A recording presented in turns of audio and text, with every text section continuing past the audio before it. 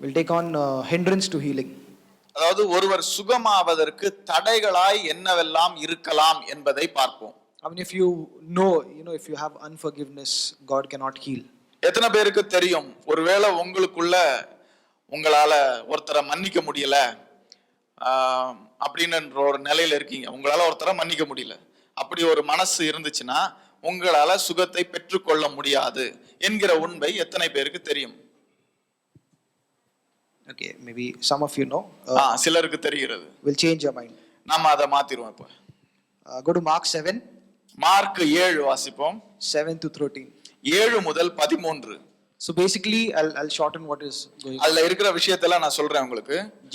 Manual எடுக்கும்போது நீங்க அதுல தெளிவா உட்கார்ந்து வாசிக்கலாம். Yeah, this is you guys can get this, so this will make it very easy for you to go through and meditate on the scriptures. இத நீங்க வாங்கிக்கிட்டீங்கன்னா இது உங்களுக்கு படிக்கிறதுக்கு ரொம்ப பிரயோஜனம் உள்ளதா இருக்கும். Because we will be shortly touching and you get to meditate on this later. நீங்க இதை எடுத்து வருங்காலங்களில வாசிக்கிறதுக்கு ஏதுவாக நாங்க அதுல உள்ள விஷயங்களை உங்களுக்கு சொல்லுகிறோம். Basically Jesus is scolding the Pharisees and Sadducees, saying you make the word of God of no effect because of your traditions. இந்த 7ல இருந்து 13 வரைக்கும் உள்ள வசனத்துல இயேசு என்ன சொல்லுகிறார்னா, சதிசேயர்களையும் பரிசேயர்களையும் திட்டுகிறார். என்ன சொல்லி திட்டுகிறார்? நீங்க தேவனுடைய வார்த்தையை எடுத்து அது பிரயோஜனம் இல்லாததாக, அதுல ஒரு உணர்வு இல்லாம வல்லமை இல்லாததாக மாற்றுகிறீர்கள். எதினால்? உங்களுடைய சடங்குகளினால் அப்படி செய்கிறீர்கள் என்று சொல்கிறார். Okay, now we'll go to Matthew 17 and read from 14 to 20. மத்தேயு 17 14ல இருந்து 20 வரைக்கும் உள்ள வசனங்களை பார்க்கலாம். See, our example in the Bible is Jesus and Jesus alone. வேதத்தில் நமக்கு இருக்கிற ஒரே ஒரு உதாரணம் இயேசு மட்டுமே. Right? So how many of you believe Jesus had the answer to all the questions? எத்தனை பேர் விசுவாசிக்கிறீங்க இயேசு எல்லா கேள்விகளுக்கும் பதில் உள்ளவராக இருந்தார் என்று? Yeah, so we'll see here what is going on. I'll give you a backstory. A man brings his son to the disciples of Jesus to heal him. இந்த மத்தேயு 17ல இருந்து 17ஆம் அதிகாரம் 14ல இருந்து 20 வரைக்கும் என்ன நடந்தது அப்படிங்கிறதுக்கு ஒரு விஷயம் நான் சொல்றேன். இங்க ஒரு மனுஷன் தன்னுடைய இயேசுவுடைய சீஷர்களிடத்துல சுகம் பெறறதுக்காக தன்னுடைய பிள்ளையை கொண்டு வரான். And they were not able to heal him. அந்த சீஷர்களால் அந்த மகனை சுகப்படுத்த முடியவில்லை. And Jesus comes and fixes the problem. இயேசு வருகிறார். அவர் சீடர்களால் செய்ய முடியாததை இயேசு செய்கிறார். And the disciples come and ask him, why could we not cast him out? இப்ப சீஷர்கள் கேக்குறாங்க, சரி நீங்க வந்து செஞ்சிட்டீங்க, எங்களால ஏன் செய்ய முடியலன்னு சீஷர்கள் கேக்குறாங்க. That's what the question was, right? அதுதான் கேள்வி இல்லையா? This section talks about hindrances for healing. இந்த விஷயத்துல நம்ம என்ன பார்க்கிறோம்? சுகத்திற்கு தடையாய் என்ன இருக்க முடியும் என்று பார்க்கிறோம். So that exactly Jesus is going to answer that question. அந்த கேள்விக்கு தான் இயேசு பதில் சொல்கிறார். What the disciples are asking is, what was the hindrance that when we prayed it did not happen? மத்தேயு 17ஆம் அதிகாரத்துல சீஷர்கள் என்ன கேக்குறார்கள்? சரி இயேசுவே நீங்க சுகப்படுத்திட்டீங்க, எங்களால ஏன் சுகப்படுத்த முடியலன்னு கேக்குறாங்க. Okay. So Jesus here is dealing with that same question which we asked. இயேசு நாம கேக்குற இதே கேள்வியை பதில் சொல்றார். Like I said, the disciples are not your example. உங்களுக்கு உதாரணம் சீஷர்கள் அல்ல. People say even the disciples were not able to heal everyone.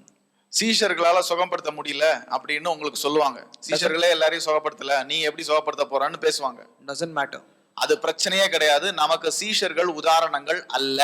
I started my session by saying no one should be an example except the word of God. நாம் இத பேச ஆரம்பிக்கும் போதே சொன்னேன், உங்களுக்கு வேற யாரும் உதாரணம் கிடையாது, இயேசு மட்டும்தான் உதாரணம்னு சொன்னேன். Jesus is your example. இயேசுவே உங்களுக்கு உதாரணம். Yeah, so we see the disciples were not able to heal, but Jesus came and fixed it. நீங்க பாக்குறீங்க சீஷர்களால் சுகப்படுத்த முடியல, ஆனா இயேசு வந்து சுகப்படுத்துகிறார். Right? If the story had ended where Jesus, the disciples could not heal, and then that's where if the story ended. ஒருவேளை நம்ம பைபிள்ல வாசிக்கும்போது சீஷர்களால சுகப்படுத்த முடியல, சரின்னு அதோட விட்டுட்டாங்க, அதுக்கப்புறம் எதுவுமே எழுதலன்னா அது வேற மாதிரி இருந்திருக்கும். Maybe we could have said that the father had bitterness in his heart. சரி, அப்ப நம்ம சொல்லலாம், சரி அந்த அப்பாவுக்கு வந்து அந்த மனசுல வந்து ஏதோ யாரையோ மன்னிக்கல, கசப்பு இருந்துச்சு. The father of the lunatic son. அந்த பையனோட அப்பா அவருக்கு ஏதோ வந்து மனசுல கசப்பு இருந்துச்சு, அதனால சுகம் நடக்கல.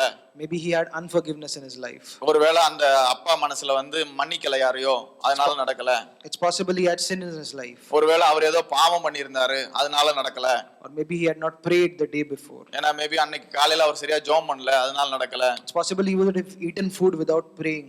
ஒருவேளை அவர் ஜெபம் பண்ணாம சாப்பிட்டார் போல, அதனால நடக்கல. Could be 10,000 reasons, right? ஆயிரக்கணக்கான எண்ணங்கள் இருக்கலாம். But when Jesus came, ஆனா இயேசு வந்தப்போ he got healed. அந்த மகனை அவர் சுகப்படுத்தினார். Which means there was no reason for him to not get healed.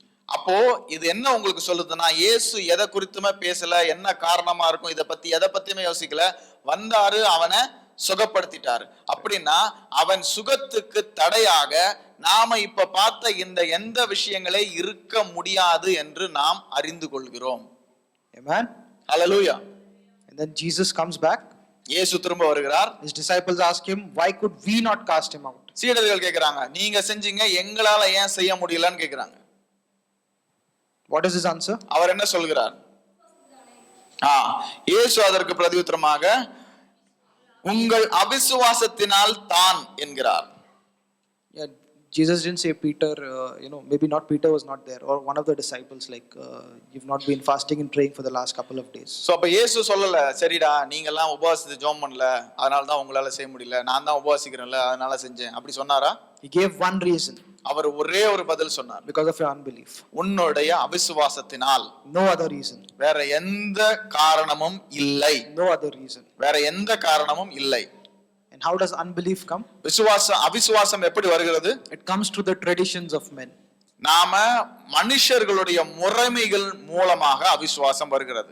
நம்முடைய பழக்க வழக்கம், அப்பா அம்மா பழக்க வழக்கம், அம்மா அம்மாவோட பழக்க வழக்கம், எங்க ஊர்ல இப்படிதான் செய்வாங்க, எங்க பாஸ்டர் இப்படிதான் செய்வாங்க, எங்களுக்கு இப்படிதான் சொல்லி கொடுத்திருக்காங்க. அப்படி நாம் பழகுகிற நம்முடைய பழக்கங்களின் மூலமாக அவிசுவாசம் வருகிறது. It comes from the lack of knowing what is available through Jesus Christ. தேவனால் இயேசுவின் மூலமாக நமக்கு என்னெல்லாம் கொடுக்கப்பட்டிருக்கிறது, நாம் யாராக இருக்கிறோம் என்கிற சிந்தனையோ எண்ணமோ நமக்கு இல்லாமல் இருக்கும்போது, நம்மிடத்தில் இருக்கிற வல்லமைகளை பற்றி நாம் அறியாமல் இருக்கும்போது அவிசுவாசம் வருகிறது. If you are not aware of what is available, there is no way for you to have faith. என்ன உங்களுக்கு ஆண்டவர் கொடுத்திருக்காருன்னு உங்களுக்கு தெரியலனா நீங்க எதன் அடிப்படையில் விசுவாசிக்க முடியும்? And yet we have so many doctrines in the body of Christ which say why people would not get healed. ஆனா நீங்க சபையில பாத்தீங்கன்னா எவ்வளவோ காரணங்கள் இருக்கு, இதனால சுகமாக மாட்டாங்க, அதனால சுகமாட்ட மாட்டாங்கன்னு புக்கா எழுதி தள்ளியிருக்காங்க. Sadly, Jesus did not have that much revelation. ஆனா இயேசுவுக்கு அவ்வளவு வெளிப்பாடு இல்ல பாருங்க. Maybe we need to pray for him. ஏன்னா ஒரு இயேசுக்கு மாதிரிலாம் வெளிப்பாடு வேணும், நம்ம தான் ஜெபம் பண்ணணும்னு நினைக்கிறேன். That the eyes of his mind are enlightened or something. இயேசுவோட ஞானத்தின் கண்கள் பிரகாசம் அடைகிறதுக்கு இந்த புக் எழுதுனவங்க எல்லாம் ஜெபம் பண்ணணும்னு நினைக்கிறேன். Anyone feeling like teaching Jesus? யாருக்காவது இயேசுக்கு சொல்லி கொடுக்கணும்னு நினைக்கிறீங்களா? Hopefully not. யாரோ அப்படிப்பட்ட எண்ணத்தோட எல்லாம் உட்கார்ந்திருக்கல நினைக்கிறேன். So many doctrines have come in the body, right? பாருங்க, ஆனா எவ்வளவோ புத்தகங்கள் எழுதி இருக்காங்க, ஏன் சுகம் நடக்காது, சுகத்துக்கு என்ன தடையா இருக்குன்னு எவ்வளவோ பண்ணிருக்காங்க. How does it come? எப்படி வருது இதெல்லாம்? Maybe I went and prayed for someone. இந்த புக்கெல்லாம் எப்படி வந்துச்சு, இந்த மாதிரி விளக்கங்கள்லாம் எப்படி மக்கள் பேசுறாங்கன்னா, இவங்க என்னைக்காவது போய் யாருக்காவது ஜெபம் பண்ணிருப்பாங்க. And I saw like they did not get healed or something. அப்ப நான் ஜெபம் பண்ணேன், சரி பைபிள்ல போட்டுக்குதுன்னு போய் ஜெபம் பண்ணேன், ஆனா என்ன நடக்கல, சுகம் நடக்கல. And maybe I go to my church and someone asks me like how did it go, did they get healed? அப்ப நான் திரும்ப வந்த உடனே யாரோ என்கிட்ட கேக்குறாங்க, ஹேய் நேத்து ஜெபம் பண்ண போனியா, என்ன சுகம் பண்ணிட்டியா அப்படின்னு கேக்குறாங்க. Like, no brother, don't tell anyone. நான் உடனே சொல்றேன், ஏய் யார்கிட்டயும் சொல்லாத. God showed me they have unforgiveness in them. ஆண்டவர் எனக்கு சொன்னாரு, அவங்களுக்கு ஏதோ அவிசுவாசம் இருக்கான், அதனால தான் சுகம் நடக்கலன்னு ஆண்டவர் எனக்கு சொன்னாரு. What I did there is create a tradition of man. அங்க நான் என்ன பண்ணிட்டேன், ஒரு புதுவிதமான ஒரு முறைமையை, ஒரு பழக்கத்தை மனுஷர்களுக்குள்ள உருவாக்கி விட்டுட்டேன். What I taught this person is God will not heal if that person has unbelief. நான் அவனை சுகப்படுத்தாம வந்துட்டேனே, இவங்கிட்ட நான் என்ன சொல்லணும், அதை விட்டுட்டு இவனுக்கு புதுசா நான் அவனை சொல்லி கொடுத்துட்டேன். அவனுக்கு அவிசுவாசம் இருந்துச்சு, இல்லைன்னா அவனுக்கு மன்னிக்கல, அதனால இவன் இப்படி ஆயிட்டான்னு நான் புதுசா ஒரு டாக்டரினை தவறா சொல்லி கொடுத்துட்டேன். இப்ப இவன் இப்போ என்ன பண்றான், சபை முழுசும் இதை ஒரு டாக்டரினா ஒரு டீச்சிங்கா பரப்பி விட்டுறான். Sadly, Jesus just did not have that revelation which we have in this modern world. ஆனா இப்படிப்பட்ட இந்த புதிய உலகத்துல இந்த யுகத்துல இருக்கிற இப்படிப்பட்ட வெளிப்பாடுகள் இயேசுக்கு இல்ல. அது நல்லதா போச்சு. Or maybe he forgot to write it in the Bible. அவர் ஒருவேளை எழுத மறந்துட்டாரோ தெரியல. How many of you are understanding what I'm saying? நான் சொல்றது எத்தனை பேருக்கு புரியுது? Jesus said there is one hindrance, which was unbelief. இயேசு ஒரே ஒரு தடை தான் இருக்கிறதுன்னு சொன்னார். And how unbelief comes? அவிசுவாசம். அந்த அவிசுவாசம் எப்படி வருகிறது? It comes through the traditions of men. மனிதர்களுடைய முறைமைகள் மூலமாக வருகிறது. That's the only main reason. அதுதான் ஒரே காரணம். Second is you may not know it is available for you. இரண்டாவது காரணம், உங்களுக்கு சுகம் இருக்கிறது, அற்புதம் இருக்கிறது, உங்களுக்குள்ள தேவனுடைய ஜீவன் இருக்குதுன்னு நம்ம இன்னைக்கு இந்த பார்த்த இந்த விஷயங்கள் எல்லாம் உங்களுக்கு தெரியாம இருந்திருக்கலாம். So there is only one reason. அப்ப இருக்கிறது ஒரே ஒரு காரணம். Unbelief, right? அவிசுவாசம் மட்டுமே. You see how so many doctrines can come. நீங்க பாத்துக்கலாம், நிறைய காரணம் சொல்லுவாங்க எதுக்கு சுகமாகலன்னு சொல்லி. Maybe I pray and someone does not get healed and I say they had unbelief. நான் ஜெபம் பண்றேன், அவங்களுக்கு சுகமாகல, உடனே நான் சொல்றேன், ஓஹோ நான் விசுவாசத்துல தான் ஜெபம் பண்ணேன், ஆனா அவங்களுக்கு விசுவாசம் இல்ல, அதனால சுகமாகல. If other people's unbelief could stop healing, சரி இப்ப யோசிக்கலாம், இப்ப ஒருவேளை மத்தவங்களோட அவிசுவாசம் வந்து சுகத்தை நிறுத்தும் அப்படின்னா, then Jesus was the luckiest preacher alive. அப்ப இயேசுவ மாதிரி ஒரு லக்கியான ஒரு அதிர்ஷ்டக்கார பிரசங்கி பூமியில இருந்ததே இல்லை. Which means every person that Jesus prayed for or healed, suddenly somehow by luck had faith. ஏன்னா இயேசு எல்லாரையும் சுகப்படுத்தினான்னு எழுதியிருக்கு. அவர் யாருக்கெல்லாம் ஜெபம் பண்ணாரோ எல்லாரும் சுகமாயிட்டாங்க. அப்போ அவர் யாருக்கெல்லாம் ஜெபம் பண்ணாரோ அதிர்ஷ்டவசமா இவங்க எல்லாருக்கும் விசுவாசம் இருந்து போச்சு. அதனால இயேசுவ மாதிரி ஒரு அதிர்ஷ்டக்கார பிரசங்கி இல்ல.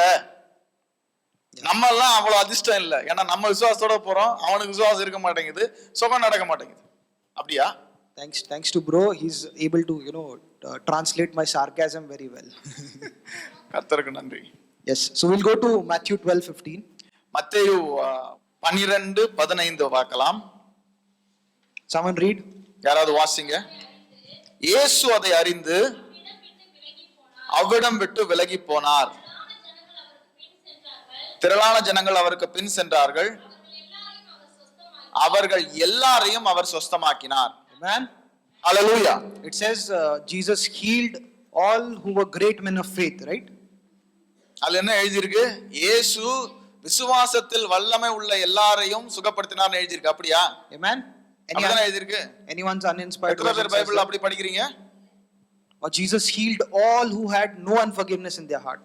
இல்லனா எழுதியிருக்கா இயேசு மனதிலே இருதயத்திலே எந்த விதமான கசப்பும் இல்லாதவர்கள் எல்லாரையும் சுகப்படுத்தினார் எழுதியிருக்கா? Anyone's Bible says that? யாரோட பைபிள் அதை சொல்லுதா? What does it say? அதுல என்ன எழுதியிருக்கு? He healed. திரளான ஜனங்கள் சென்றார்கள், எல்லோரையும் அவர் சுஸ்தமாக்கினார். He healed how many? எத்தனை பேரை சுகப்படுத்தினாரு? எல்லாரையும் சுகப்படுத்தினார். It says multitudes were following him. அவர் திரள் கூட்டமான மக்கள் அவர் பின்னாடி வந்தார்கள். And this didn't happen only once. ஒரு தடவை நடக்கல இது. It wasn't a luck. அது அவருக்கு அதிர்ஷ்டவசமா நடந்த விஷயம் இல்ல. Someone read Matthew 19:2. மத்தேயு 19:2 வாசிங்க. It says great multitudes followed him. அதுல என்ன எழுதியிருக்கு? திரளான ஜனங்கள் அவருக்கு பின் சென்றார்கள். And he healed them all. அங்க இருந்தவர்கள் எல்லோரையும் அவர் சுகமாக்கினார். Not one person was left unhealed. ஒருவரை கூட சுகப்படுத்தாமல் இயேசு விடவில்லை. Regardless of their unbelief or their fights with their wife or whatever their problem was. அவங்க அவிசுவாசத்துல இருந்தாங்களோ, பொண்டாட்டி கூட சண்டை போட்டிருந்தாங்களோ, எது நடந்தாலும் அவங்கள இயேசு சுகப்படுத்தினார். Because it was through the faith of Jesus. ஏன்னா சுகம் நடந்தது கிறிஸ்து இயேசுவுடைய விசுவாசத்தினாலே தவிர அவர்களுடைய விசுவாசத்தினால் அல்ல. And that same faith has been given to you and me. அதே விசுவாசத்தை தான் அவர் உங்களுக்கும் எனக்கும் கொடுத்திருக்கிறார். We can't put the blame of not getting healed on the other person. சுகம் நடக்கலங்கிறதுனால அவங்க விசுவாசிக்கலன்னு நம்மளால சொல்ல முடியாது. Everyone Jesus touched got healed. இயேசு யாரையெல்லாம் தொட்டாரோ எல்லோரும் சுகமானார்கள். That's why he never had to make a doctrine saying your unbelief did not heal you. அதனாலதான் இயேசுவால ஒரு டாக்டரின் எழுத முடியல. அவங்களோட சுகவீனத்தினால, அவங்களோட அவிசுவாசத்தினால சுகவீனமா இருக்கிறாங்கன்னு இயேசுவால ஒரு டாக்டரின் எழுத முடியல. There was even a woman that Jesus did not want to heal initially because of the promise for Israel. அதாவது முதல்ல பாப்பீங்க, ஒரு வியாதி உள்ள ஒரு ஸ்திரீய இயேசு சுகப்படுத்தாம போவார். ஏன்னா இயேசு வாழ்ந்த காலகட்டத்துல அவர் யூதராக வந்திருந்தார். யூதர்கள் மற்ற மக்களோடு அன்றைய கலாச்சாரத்துல கலக்காதவர்களாய் இருந்தார்கள். அதனால அந்த கலாச்சாரத்துக்கு கட்டுப்பட்டு அவர் ஊழியம் செய்ததுனால அந்த மகளுக்கு சுகம் கொடுக்கிறதுல இருந்து தன்னை சற்று பின்தங்கி வைத்திருந்தார் இயேசு. Yeah, we see that this woman was a Samaritan woman. அவர் ஒரு சமாரிய ஸ்திரீ. She comes to Jesus saying, my daughter is possessed with the devil, please heal her. அவளுடைய மகளுடைய சுகத்திற்காக அவள் வருகிறாள். And Jesus says, I can't do that first before I've fulfilled my commandments here. ஏன்னா நான் முதல்ல வந்த விஷயத்தை செஞ்சு முடிக்காம நீ கேட்கிறத என்னால செய்ய முடியாதுன்னு சொல்றார். Basically Jesus said, I can't give the children's bread to the dogs. அதுல ரொம்ப அப்பட்டமா எழுதி இருக்கும், பிள்ளைகளுடைய அப்பத்தை நாய்களுக்கு போட முடியாதுன்னு எழுதி இருக்கும். What it meant is, let me explain before someone misunderstands. அது நீங்க தவறா புரிஞ்சுக்கிறதுக்கு முன்னாடி நான் அதை சொல்றேன். Jesus was called first to the house of Israel. ஏனென்றால் இயேசு முதலாவது இஸ்ரவேல் மக்களை விடுவிக்க அழைக்கப்பட்டிருந்தார். And when they rejected the salvation, அவருடைய ரட்சிப்பை இஸ்ரவேலர்கள் வெறுத்து ஒதுக்கின போது, then the salvation came to all. அவர்கள் தள்ளின ரட்சிப்பு நமக்கு வந்தது. So Jesus meant that as long as I'm present in my physical body, I'm still supposed to minister to the house of Israel. இயேசு என்ன சொல்கிறார்? நான் இந்த மாம்ச சரீரத்தில் இருக்கும் வரைக்கும் நான் வந்த காரணம் இஸ்ரவேலர்களுக்கு ஊழியம் செய்வதற்காகவே வந்தேன், நான் அதையே செய்ய வேண்டும் என்று அந்த பெண்ணிடத்தில் சொல்கிறார். After he died and rose again and he established the new covenant, அவர் மரித்து உயிர்த்தெழுந்து புதிய நியமத்தை நிறுவின பொழுது, he told his disciples, go into all the world, including the non-Jews also. அவர் சீஷர்களுக்கு சொல்லுகிறார், உலகம் எங்கும் செல்லுங்கள், யூதர்கள் அல்லாதவர்கள் எல்லோரிடத்திலும் செல்லுங்கள் என்று அவர் மரித்து உயிர்த்தெழுந்த பிறகு சொல்லுகிறார். Does everyone understand this? அனைவருக்கும் இந்த காட்சி புரிகிறதா? So coming back to that story, இப்பொழுது இந்த கதைக்கு வருவோம். Jesus tells her no basically.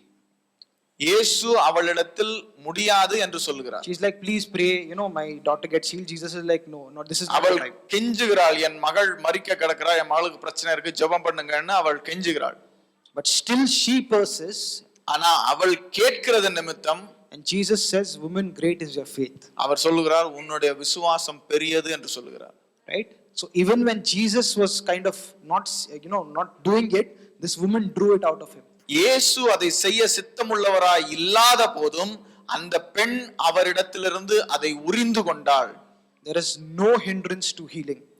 சுகம் பெறுவதற்கு எந்த தடையும் இல்லை. Except the fact that we believe there are some hindrances. நாம் அங்க ஏதோ பிரச்சனை இருக்குன்னு நினைக்காத வரைக்கும் அங்க எந்த பிரச்சனையுமே இல்லை.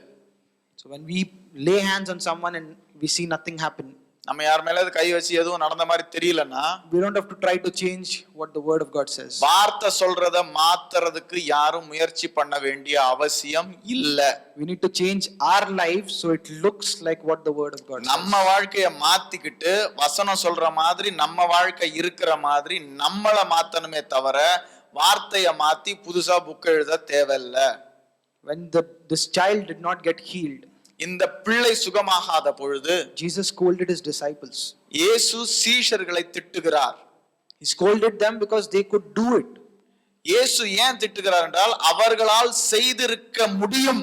They had the power to do it. அவர்களுக்கு அதை செய்யக்கூடிய திராணியும் வல்லமையும் இருந்தது. Because of their unbelief they did not do it. திராணி உள்ளவர்களாய் வல்லமை உள்ளவர்களாய் இருந்தும் அவிசுவாசம் பட்டதால் அவர்களால் அதை செய்ய முடியவில்லை. So if you get unbelief out of the way, அப்போ அந்த அவிசுவாசத்தை வெளியே தள்ளிட்டா everyone you touch will be healed. யாரை எல்லாம் தொடுகிறீர்களோ அவர்கள் எல்லோரும் சுகமாவார்கள். Never put the blame of not getting healed on the other person.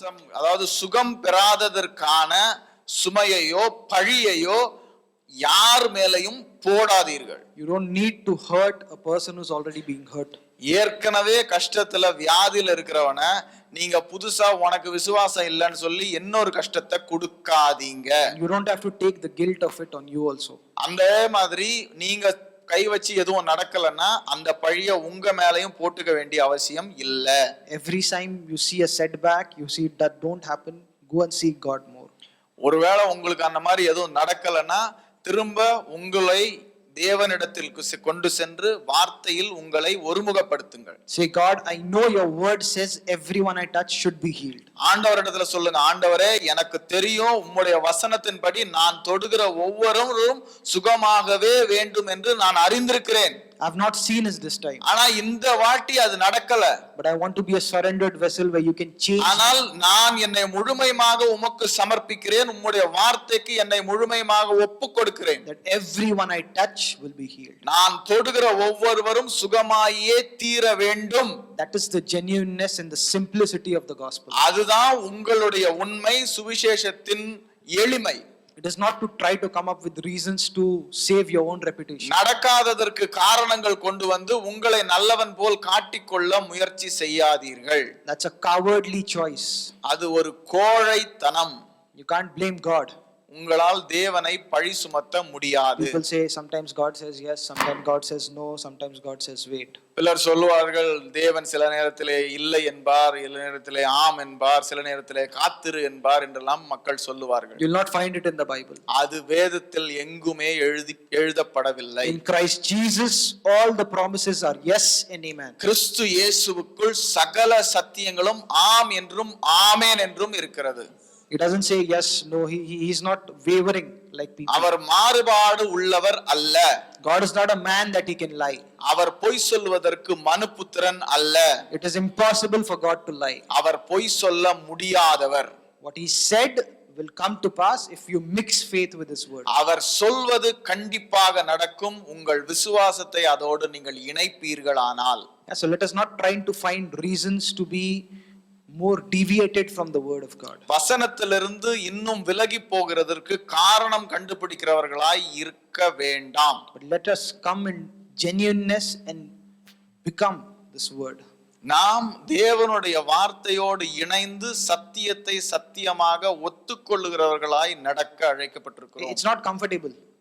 இது இப்படி நடப்பது ஒரு சாதாரணமான விஷயமாக இருக்காது.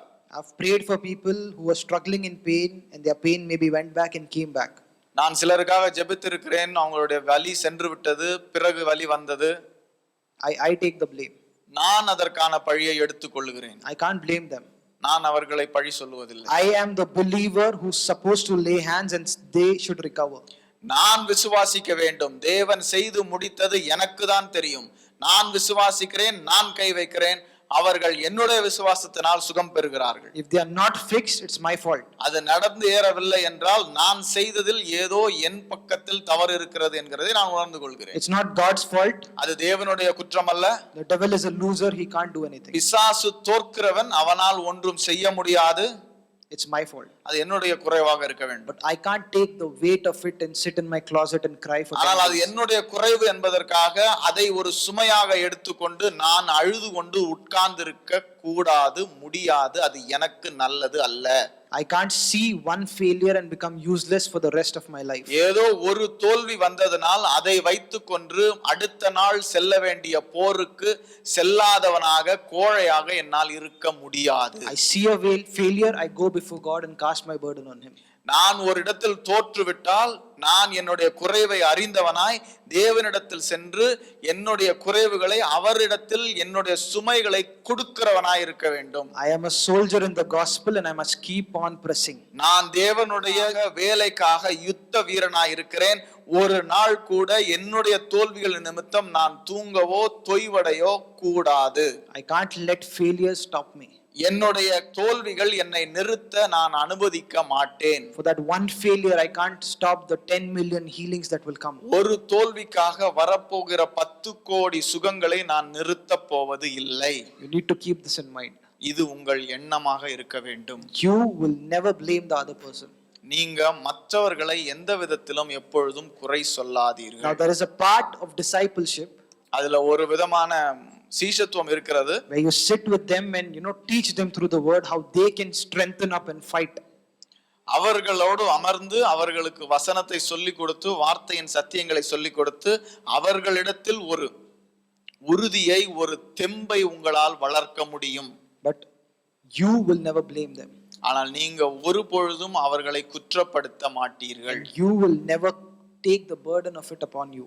உங்கள் மீது அந்த சுமையை எடுத்துக்கொள்ள You மாட்டீர்கள். cast all your cares on Jesus and keep pressing forward. உங்கள் கவலைகளை இயேசுவிடத்தில் போட்டு விசுவாசம் உள்ளவர்களாய் உங்கள் இலக்கை நோக்கி தொடருகிறவர்களாய் இருக்க வேண்டும். Keep making an impact in this world. உலகத்தில் ஒவ்வொரு நிமிடமும் உங்களுடைய பதிவுகளை உறுதியாக பதிவு செய்யுங்கள்.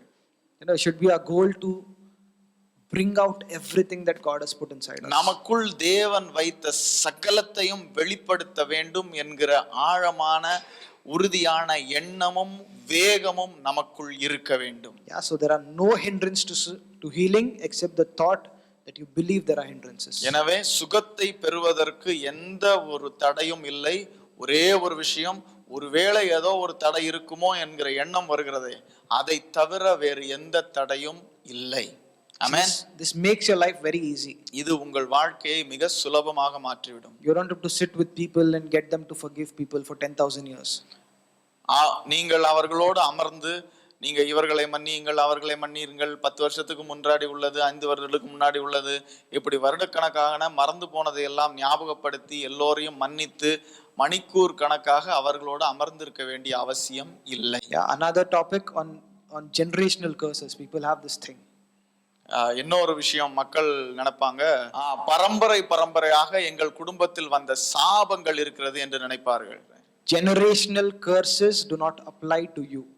உங்களுக்கு சந்ததியாக வருகிற சாபங்கள் உங்களுக்கு வர முடியாது. Because the person who could have that generational curse died the day you got born again. ஏனென்றால் பாரம்பரிய சாபத்தை சுமந்தவன் இயேசுவை ஏற்றுக்கொண்ட அன்றே மரித்து விட்டான். Can you curse a dead person? மரித்தவனை சபிக்க முடியுமா? Dead person will not have any curses, right? மரித்தவனுக்கு சாபம் இருக்க முடியாது, சரியா? His curses died with him.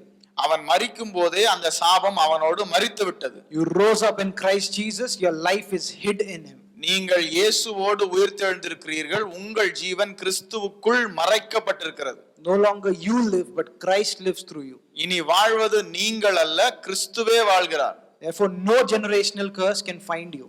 ஏனென்றால் எந்த தலைமுறை சாபமாக இருந்தாலும் அந்த சாபத்தால் உங்களை கண்டுபிடிக்க முடியாது. The only way you can get some generational curse is if God has some curse. உங்களுக்கு தலைமுறை சாபம் என்று ஒன்று வர வேண்டும் என்றால் முதலாவது கடவுளுக்கு ஒரு சாபம் இருக்க வேண்டும். கடவுளுக்கு சாபம் இருந்தால் அவருடைய சாபம் உங்களுக்கு வரக்கூடும். Because now you are a child of God. ஏனென்றால் இப்பொழுது நீங்கள் தேவனுடைய பிள்ளைகள். So everything God has comes to you. தேவனிடத்தில் உள்ளது மட்டும்தான் உங்களுக்கு வரக்கூடும். So if anyone thinks God has a curse, யாருக்காவது இப்படி ஒரு விசுவாசம் இருக்கா? ஆண்டவருக்கு ஏதாவது சாபம் இருக்குன்னு யாராவது விசுவாசிக்கிறீங்களா? thank God no one lays down. யாருக்கும் அப்படிலாம் இல்ல, ஸ்தோத்திரம். அப்ப உங்களுக்கும் எந்த சாபமும் வர முடியாது. Amen. Hallelujah. There is no way you can get a generational curse. எந்த வழியிலும் நீங்கள் தலைமுறை சாபத்திற்கு செல்வதற்கு வாய்ப்புகள் எதுவும் என்றும் இல்லை. Amen. Hallelujah.